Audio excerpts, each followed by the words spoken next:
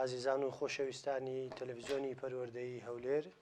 ڕادیۆی پەروەردەیی وەزارەتی پەروەردە، سڵاوتان لەبێ، خۆشحاڵین ئەمجارش لە بەرنامەی پۆلەکەم پێتان شاد بووینەوە. ساڵانە لە هەرێمی کوردستاندا چەندین هەزار کەس بەشداری لە تاقیکردنەوەی دەرەچەکان دەکەن. چێن ئەوانەی کە بەشداری لەم تاقیکردنەوەی دەکەن؟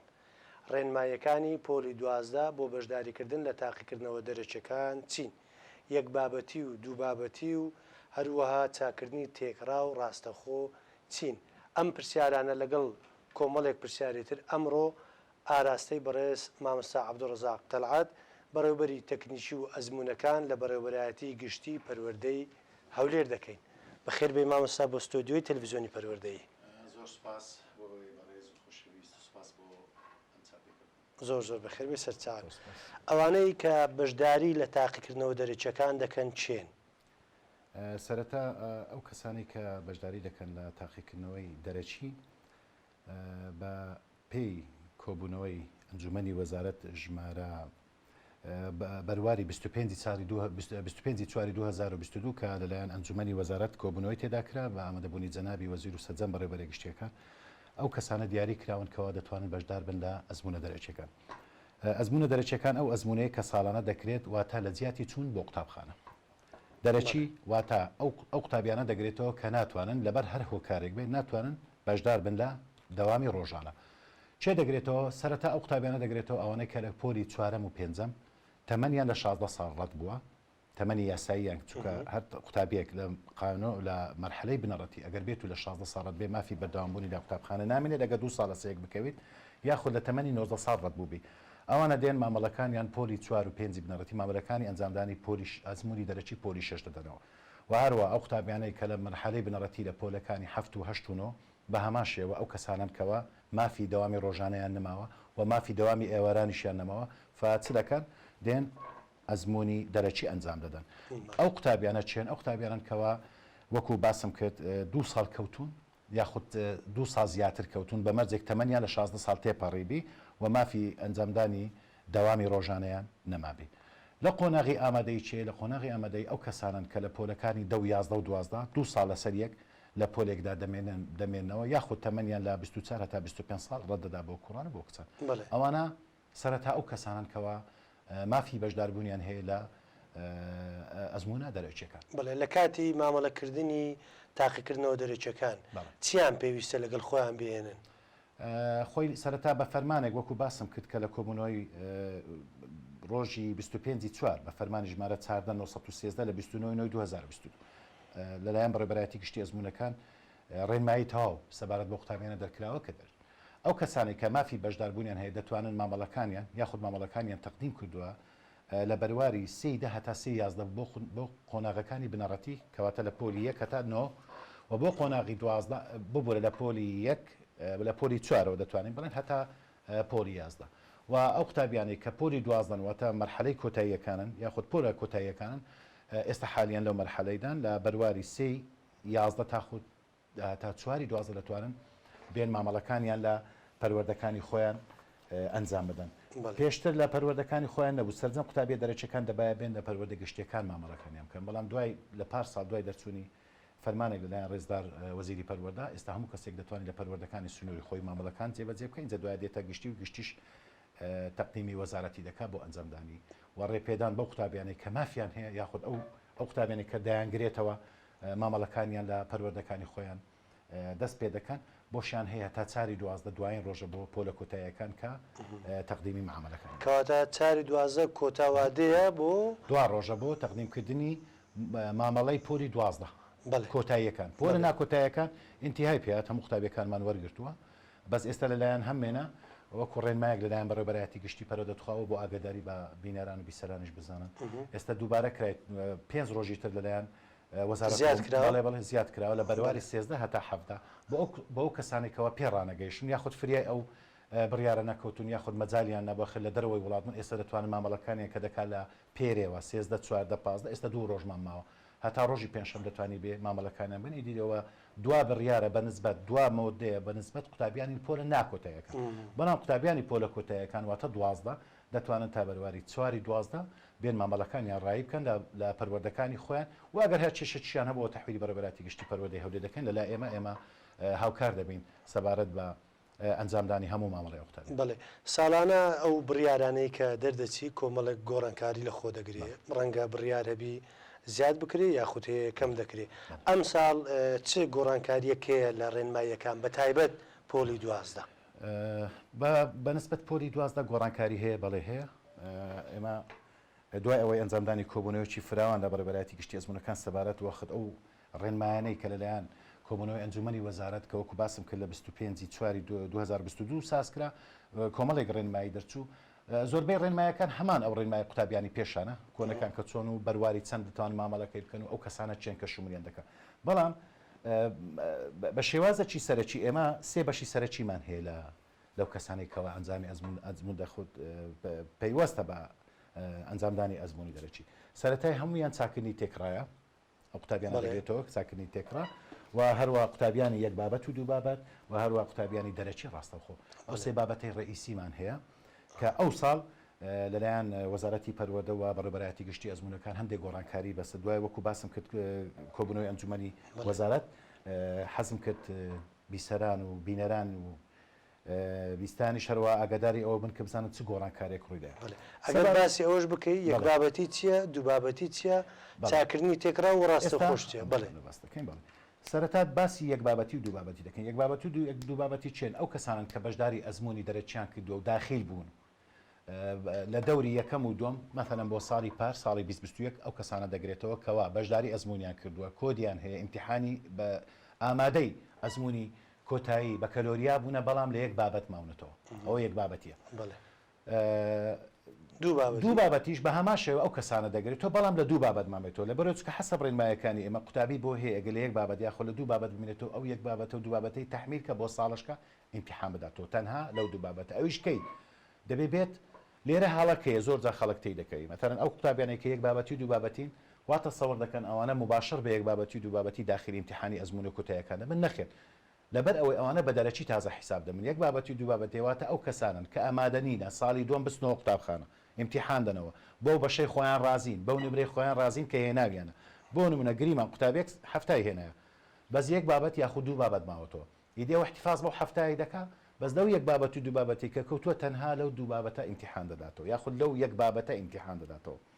پێشتر ڕێنمایەکان چۆن بۆ ڕێنمایەکان ئاوا بۆ ئەوانە دەبێت ساڵانە بێن مامەڵە بکەن لە بەڕێوەبەراتی پەروەردەی خۆیان اینجا دوای دێنە بەڕێوەبەراتی گشتی پەروەردەی هەولێر هەویەیان بۆ چاس دەکرێت قاعیان بۆ ئامادەکرێت لەسەر هەمان قوتابخانەی کە لێی بوونە لەسەر کۆد و کۆدی نوێی هەمان قوتابخانەی کە پێشتر لێی بوونە واتە وەکو قوتابێکی ساڵی پێش و لە جیاتیەوەی ئیمتیحاندا تەنها بەوە ڕازی دەبی کە یەک بابەتی دوو بابەتێکە بداتەوە بۆی احتفاظ بە نمرەکەی خۆی بکە پێشان چۆن بوو پێشان بەر لە دەرچووری ئەو بڕیارانە چاکنی تێکرا یەک بابەتی دوو بابەتی بۆت هەبوو هەتا هەر یەک بابەتی دوو بابەتی هەتا دەرەچی بەڵام بە مەرجێک هەموو ساڵی مامەڵەی بکە یەک دوو مەرجی تێدایە یەکەم هەموو ساڵی مامەڵەی خۆی بکابێتن لەبەر وەکو باسمان کرد شەرنیەت و بۆ یەک بابەتی دوو بابەتی ڕازی ئەگەر بێت و یەک ساڵ دابڕانت هەبوو لە یەک بابەتی دوو بابەتی مافی یەک بابەتی دوو بابەتی دەسووتێ دەبی بێوەسە ئەساسەن بەڵێ ئێستاش زۆر جا تووشی ئەو هەڵەی بووینە مەسەن قوتابی هەبوو نەیزانیە وای تەسەوەر کردی یەک بابەتی بۆ یەک بابەت مایتەوە نمرەکەی خۆشی بەردڵە بەس دەرێ وڵاو ساڵ پێم نەکرا ساڵشکە نەخێت دەبێت سەر لە بابەتەکە لە هەر حالەتەکی یەک دابڕان هەبوو لە یەک بابەتی و دوو بابەتی یەک ساڵ دابڕان هەبوو یەک بابەتی و سیفەت یەک بابەتی و دوو بابەتی لە دەست دەدا بەڵکو دەی بگەڕێتەوە دووبارە یان بەبتەوە قوتابی یان بەبتەوە دەرەچی ئەوە خاڵەکە زۆر مهم ڕاستەخۆ بەڵێ نەجێشتان بە ئەو ببوورە بەس ئەویان مایتم بە مۆزوعی باسکەم چکەوەیان زۆر تەڵەبەتی دەگەی ئەو ساڵ بەهۆی ئەو بڕیارانەی کە دەرکووە پێشان وەکو باسمان کرد یەک بابەتی دوو بابەتی بۆی هەبوو هەتا دەرەچی ئێستا نەخێت بۆ تێ تەنها دوو ساڵ یەک بابەتی دوو بابەتی بدرێت ئەگەر لەو یەک بابەتی دوو بابەتی دەرنەچووی کەواتە ئەتوستەکەی دەگەڕێەوە سەر یان دەبێت قوتابی ئێواران یان دەی بکەیە دەرەچی وەکو پێشان نییە قوتابی هەبووە ئێستا حالیان 5 ساڵان یەک بابەتی دایا دەرنەچۆ مەسەن لە بابەتی ئینگلیزی دەرنەچۆ ئێستا با قوتابیان ئاگادار بن دایک و بابانی خۆشەویست ئاگادار بن کە تەنها مافی 2 ساڵی هەیە یەک بابەتی بداتەوە ئەگە نەداتەوە مافی دەسووتێ و دەبێتە قوتابیەکی دەرەچی حەسەب گۆڕانکاری ئاخر گۆڕان بەنسبەت چاکنی تێکراواتە ئەو قوتابیانان بە پێچەوانەوە دەرچوون بەس بە نمرەکانی خۆیان رازینی دەرچووینە بەس بە نمرەکانی خۆیان رازی پێشان ڕێنمایەکان چۆن بۆ ڕێنمایەکان ئەو بۆ ئەتو دەتوانی بۆ ماوەی 1 ساڵ چاکردنی تێکرا بکەی 1 ساڵ دوای دەرچوونت یعنی دەبێت دەرچووبی یەکەم شەرتی ئەوەی دەبێت دەرچووبی اینجا دەی مامەڵەی چاکردنی تێکرا دەکەی پێشان چاکردنی تێکرا ئەو قوتابی کە ساڵی دووەم دەچوو چاکردنی تێکرای دەکرد مەثەرەن ساڵی یەکەم 75 بوو بە نمرەکەی خۆی رازی نەبوو دەرچوو بوو 75 بوو تەقدیمی هیچ کوریەکی نەدەکرد دەهات مامەڵەی چاکردنی تێکرای دەکرد بە ئومێدەوەی کە بتوانانی نمرەی باشتر بینی پێشان تۆ مخەیەر بووی ئەو ئاخر ساڵ ئەو ساڵ تەواوی لە پاش 23 نامینێ ئاخر ساڵەکە تو مخەیەر بکرێت ئایا ئەو ساڵی یەکەم هەڵدەبژێری یان دووە پێشان قوتابی ئەو 75 احتیفاز پێ دەکرد هەڵی دەگرت لە شوێنێک تێکرایەکەی چاکردنی تێکرایەکەی دەکردەوە ئەگەر نمرەی باشتر هینابە ئی دووەمە لە حساب بکرد ئەگەر نەی هینابە ئی یەکەمە لە حساب دەکرد ئێستا وانە ساڵی یەکەمی دەسوتێ ئاخر ساڵێتی ینی لە 22 23 ئاخر ساڵە لە 23 24 نەخێر ساڵی دوم ئەگەر بەشدار بکە و ساڵی یەکەم بە نمرەی خۆی رازی نەبی ساڵی دوم چەندی هێنام ئەوی بۆ حساب بکەین واتە نمرەی ساڵی یەکەمی دەسوتێ تاو حیسابی بۆ ناکە گریمان قوتابیەک ساڵی دوم ساڵی یەکەم 75 بوو ساڵی دوم 85 نە 85ەکەی بۆ حساب بکەین کەمتری هینە ئەم هەکەمەکەی لە حساب بکەین پێشان وانە بوو پێشان کامەی زیاتر بوو ئەومان لە حساب دەکەین ئەوە خاڵک حەز دەکەم لە چاکردنی تێکرا قوتابیانی خۆشەوی زۆر ئاگادار بن ئەم ساڵ دوایین ساڵە لە ساڵی 23 24 ئەو بابەتە جێبەجێ دەکرێت یاخود هەر نامینێ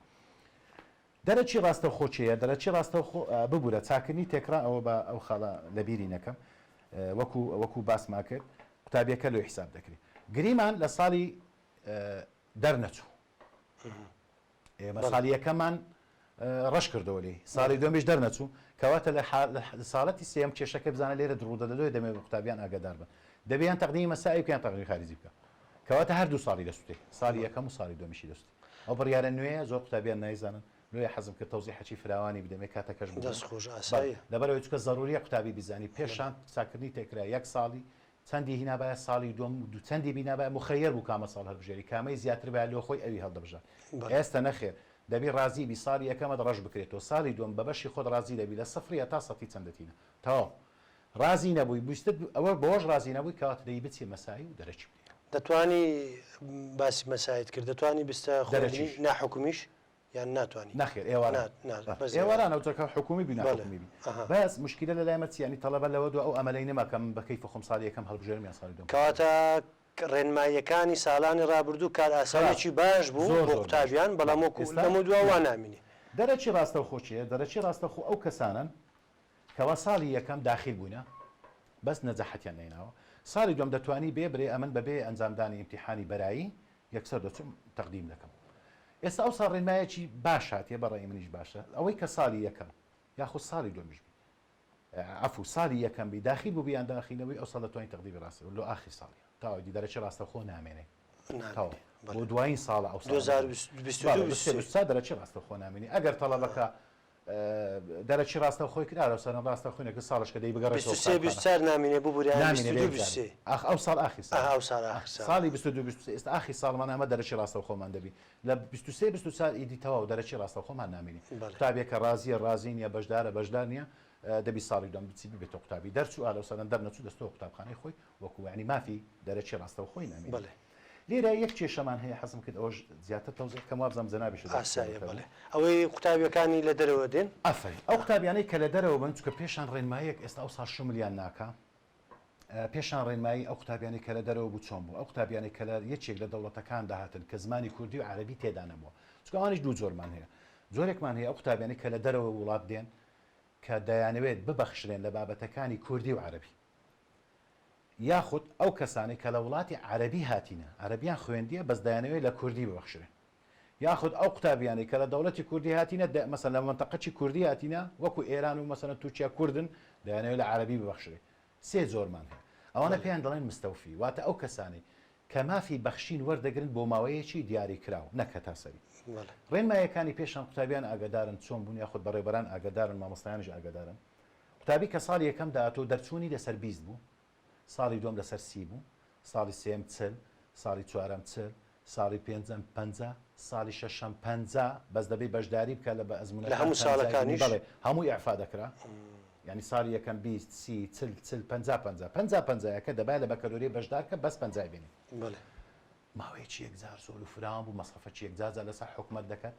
بە مەرجێکیش بوو مەرجی ڕئیسەکەی چ بوو دەبای ئەو قوتابیە 3 ساڵ لە دەرەوە خوێندبی ئێستا ڕێنمایی نوێ چییە ڕێنمایی نوێ هەتا حدەکی تهدیدی کردووە ڕێنمایەکی بەڕێی من ڕێنمایەکی زۆر ڕێک و پێکە چکە نەدەکرات تەڵەبەک 1 ساڵ بستە 2 ساڵ بستە ئەوروپا بێتەوە 5 ساڵ 6 ساڵ لێرە بە کوردی خوێندیتی ئێستا بێتن داوای یعفا بکە لە کوردی لە بۆی مافینیە تو 10 ساڵت بە کوردی خوێندێ ماقوندێنە بۆ خاتی 2 ساڵێمە لە کوردی ببەخشین و زمانی فەرمی وڵاتێک بێ لێ ئێستا آخر ڕێنمایەکان چییە دەڵێ قوتابیان دەبێت بۆ ماوەی پێشان 3 ساڵ ئێستا دەبێت بۆ ماوەی 4 ساڵ لە دەرەوە بووبی لە دەرەوەی کوردستان لە دەرەوەی عێراق نە کوردستانیش لە دەرەوەی عێراق بووبن چی کرابی دەبی لە خلال ئەو ساڵی حدی ئەقل مەرحەلەکی بڕی بێ یعنی نەک ئەتوو بچی لە خارج بۆ ماوەی 3 ساڵ نەخینی مثلا ظروفێکی وە بوارێکی وە بۆ نەڕەخساوە کە بتوانی بخوێنی دوای بێەوە داوای ئەحفا بکەی لە زمانی کوردی و عەربی شتی وانە ئێستا دەڵێ دەبی 4 ساڵ لە دەرەوە خوێندبی یعنی بە ڤیزات ویزای دخول و خروجت 4 ساڵە سەیەکەبی و ساڵێکیش قۆناغت بڕیبی لەوێندری مثلا لە 5 بووی ئەتو چی بێشش 2 ساڵیش داها دەداتێ دەرێ میمۆی قۆناغێکت بڕی لەو حالەتی چیرێکە دەرێت دەبی بۆ ماوەی 3 ساڵان تەنها نسبەی نەزاحەت لەسەر چلا ئەوە نەما پێشاندا بیسی چلچل ئەوە نەما ئێستا تەدریجی نەما بەڵکو یەکسەر بۆ تێ نسبەی نەزاحەت لەسەر چلا یعنی لە بابەتی کوردی و عەربی ئەتو چلی بینی دەرچووی بۆ ئەو کەسانی کە لە دەرەوەی وڵات هاتوون لە دەوڵەتە عەرەبیەکان هاتوون ئەتو داوای ئەعفای کوردی دەکەی چکە لە عەربی عەفو ناکری بە خۆ لە دەوڵەتێکی عەرەبی هاتووی دەبێت لە کوردی نسبەی نەزاحەت سلبی و ئەوەی داوای ئیعفا دەکا لە عەربی بە خۆی چونکە کووردە بە هەمان شێوە دەبێت چلبینی بۆ ماوەی 3 ساڵ لەسەرێک دوای 3 ساڵەکە معاملەیەکی تەڵەبەی ئەتیادی لەگەڵ پێشان 6 ساڵ بوو ئێستا بوویتە 3 ساڵ پرسیارێک لێرە دێتە پێش زۆر کەس ئەو پرسیارەی دەکات ئایا ئەو کەسانی کە دێنەوە ئەو پێنج نمرە شمریان دەکات کە ئەمەدەیان دەینێ باش شمریان دەکات بۆ نمونە تەڵەبەک لە عەربی وەکو باسم کرد ئیعفای وەگرێت 35 وەگرت پێنج نمرەی قەرارەکەی خۆی وەردەگری دەبتە چل وایە ئەمەش گوتمان نسبەی نەجاح لە چەندیە لە چلی کەواتە پێنج دەرەجەکە شمری دەکات دەردەچی یعنی قەراری لێ نابڕێ قەراری بە هەمان شێکل ئەوە کۆمەڵک لە ئەساسترین ئەو ڕێنمایانە بوو کە ئەو سێ ڕێنمایە گۆڕانکاری زۆر تێدا کرایە بەڕاستی حەزم کرد قوتابیان و دایکان و باوکان و حتا مامۆستایانی بەڕێزیش ئاگادار بەڵێ دەست خۆش بۆ ڕوونکردنەوەکان مامۆستا عەبدوڕەزاق کەواتە بۆ پۆلە کۆتا و ناکۆتاکان هەموو ئەوانەی تەمەنیان لە 16 ساڵ بەسەرەوەیە 2 ساڵ لە سەیەک مابیتەوە 2 ساڵ لە سەرێک مابیتەوە لە 16 ڕەت ئەوە دەتوانێت کەواتە تەمەن ڕێگر نییە بۆ ئەوەی کە بێوێ بەشداری لە تاقیکردنەوە دەرەجەکان بکات تەمەن هەرچەند تەمەنی بێ دەتوانی بێ بەشداری بێ لە ئیمتیحان بەمەرجەکی بەس جەنابەت پرسیارەکەت کرد بوو ئەم جوابم نەداوە قەزەی ئایا چ بینی لەگەڵ خۆی پێویستە سەرەتا ئەو نمرانەی پێشتری هەبیت وە لە داتەبەیس تۆمار کرابێت بۆ نمونە ئێستا تەڵەبەکی 4 و 5 ئامادە یاخود 6 12 دێ معاملەی خارجی دەکات چەند ساڵە بەجێشتووە دەبێت 4 و 5 لە داتەبەیس داخل کرابی پۆلی نوێ دەبی 7 و 8 لە داتەبەیس داخل کرابی چ دەکات سەردانی پەروەردەی خۆی دەکات دەچێتە بەشی ئەزمونەکان و کاروباری قوتابیان لەوێندەرێ فۆرمەکەی پڕ دەکاتەوە دەچێتە قوتابخانەی خۆی مامۆستایەکەی پۆلەکانی 2 ساڵ پێش پۆلی خۆی بۆی دەنووسێ داخلی داتەبەیسی دەکەن مۆرەی دەدە و لە لای خۆی احتیفاظی پێ دەکات تا ئەمە داوای فۆرمەکان دەکەینەوە کە داوای فۆرمەکانمان کردەوە ئەو فۆرمە دێتە چێن دەرێ ڕۆژانە ئەمە یەکشەمان و پێشەمان فۆرمی لە پەروەردەکان وەردەگرین دێتە لای ئێمە 8 کارمەندمان هەیە دامان ناو ئیش و کاریان چیە تەنها تەدقیقی ئەو فۆرمانە دەکەن مثلا نەوەک غەڵەتە کرابی مامۆستای غەڵەتی کردبی یاخود مدیرێک لەمە قوتابخانەیەک یاخود مامەڵەکەی غەڵەتی تکرای مامەڵەکەی چۆن معاملەی لەگە دەکەین دەبی ئەو کەسە خەڵکی ئەو شوێنەبی پێشان وەکو ئاگادارن بەر لە 2 ساڵ پێش ئێستا هەموو مامەڵەکان دەبایە لە پەروەردەی گشتی بکرابەیە بەس جەنابی وەزیر بە سوپاسەوە کار ئاسانی بۆ کار ئاسانی کرد بەسە هۆی حتا ئەو کاتی کە کۆرۆناژ بوو یاخود حتا لە ڕووی خۆت دەزانین لە ڕووی هاتو چۆش مەستەن ئێمە قوتابیمان هەیە لەوانەیە لە حاجی ئۆمەران بێ لەوانەیە لە چۆمان بێ لەوانەیە لە مێرگە سۆر بێ بۆ ئەوی زیاتری لەسەر نەکەوی کار ئاسانێکی زۆر باشیان کرد کە هەموو کەسێک لەوەی هەیە لە سنووری پەروەردەی خۆی بە مەرجەکی کاتی زانیاری ئەو شوێنەبی کاتی زانیاری ئەو شوێنەبی بە فۆرمی بایع و نەخێر کاتی زانیاریمان دەوێت بەس کارتی زانیاری ئیش دەسە کاتی زانیاری دەکەین یاخود کارمەند بی لەو شوێنە مثلا جەنابەت کارمەندی لە چۆمان پۆلیسی مۆزەفی مامۆستای منداڵەکانیشت مەسەڵەن دەیانوێت خارجی بکەن بەسە فۆرمی بابیانەگە ژنی نابی چووکە فۆرم ڕاستە کاتی زانیاریت هەولێرە بەس دانیشتوی چۆمانی بەس دەتوانی تەئیدێکی دائیرەی خۆت بینی کە تو لەو شوێنە دانیشتی بە حکمی ئیشت بە هەمان شێوە وەردەگریت کار بە تەئیدسەکە ناکەین کە تەئیدسەکە شتێکی متەناقلە کار بە کاتی زانیاری دەکەین لەگەر تەئیدی دائیرە دەڵێن ئەمن ئێستا دەچم لە مێرگە سۆر فەرمان بەرم یان منداڵێکی من دەچی لە مێگەسۆر بە پێشمەرگێ بە ئاسایشە بە شۆرتەیە بە مۆزەفەدا دەمەزرێ بەڵێ دەتوانی کاتی زانیاری ڕاستە مێرگەسۆر نیە بەس دەتوانی تەئیدی دائیرەی ئەو شوێنە بینی کە شو ئیشی لێ دەکات بەڵێ دەتوانی کارەکانی ئەنجام بدەن زۆر ڕاست تەوزیح حەق بۆ دەستخۆش سوپاسی ئەو ڕوونکردنەوەانت دەکەین ئەگەر شتێک مابێ بە گرنگی بزانی کە باسی بکەی ئەگە ئەجینا ئێمە لە بەرنامەکەمان لە کۆتاییەکەی نزیک دەبینەوە ئەوەی کە حەزم کرد دوو خاڵی زۆر سەرچیە دەمێ باسی کەم یەک پابەندبوون بە کاتە حکومت کە کاتت بۆ دادنێ حتمما کۆمەڵێک ئێستەمەتەرەن چواری دوازدەی داناوە زۆر کەس دەڵێ هێشتا چاری دوازدە زووە چکەمە ئیمتیحاناتی پۆلە کۆتایی و ناکۆتاییەکان با تێکەڵی نەکەین چکە پۆکتایەکان جیاوازە و پۆلە ناکۆتاییەکان جیاواز پۆلە ناکۆتاییەکان لە مەکتەبەکانی خۆیان ئیمتیحان دەدەن لەگەر قوتابیانی ئەو قوتابخانەی ئیمتیحان دەدەن یعنی تکایە با پابند بن بە وەقت کێشەی مەلەگە دەرەچەکان ئەوەیە پابند نییە بە وەقت مثلا تو امتحان ساعات 8 ساعت دەدێ دەڵێ نەمزانیە کاکە بەر لە امتحانات مەفروزە تو هەفتێک بێ بزانێ تو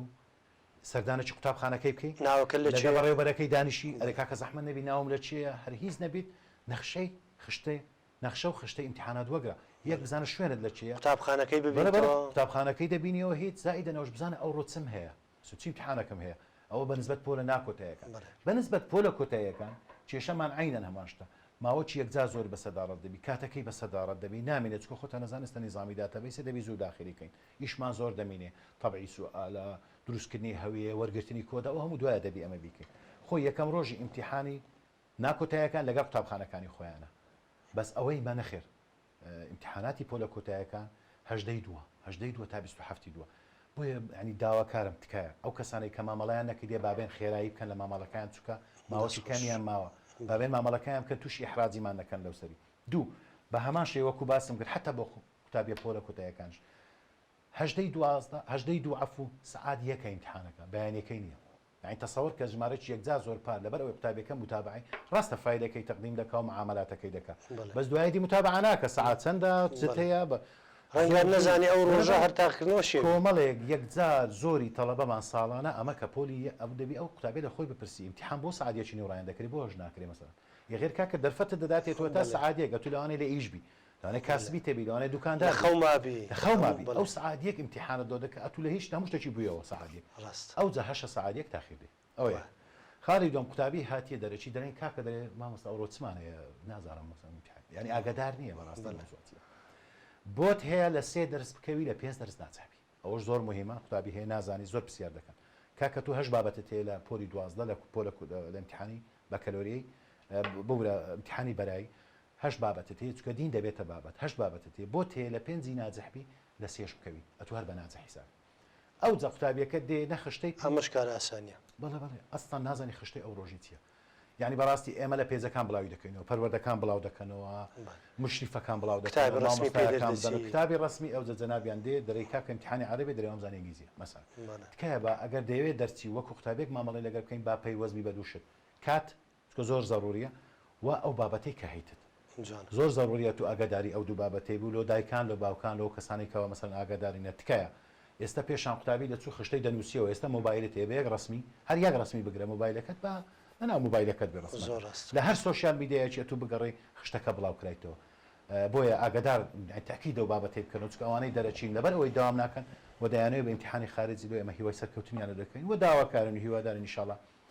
هەمویان سەرکەوت ئەمە شیوای سەرکەوتن لە بۆ ئێوە و لە بۆ هەموو ئەو قوتابیانەی کە نیازیان وایە تاقیکردنەوەی دەرەچی ئەنجام بدەین دووبارە سوپاس بۆ ئامادەبوونت لە ستۆدیۆ تەلەڤیزیۆنی پەروەردەی هەولێر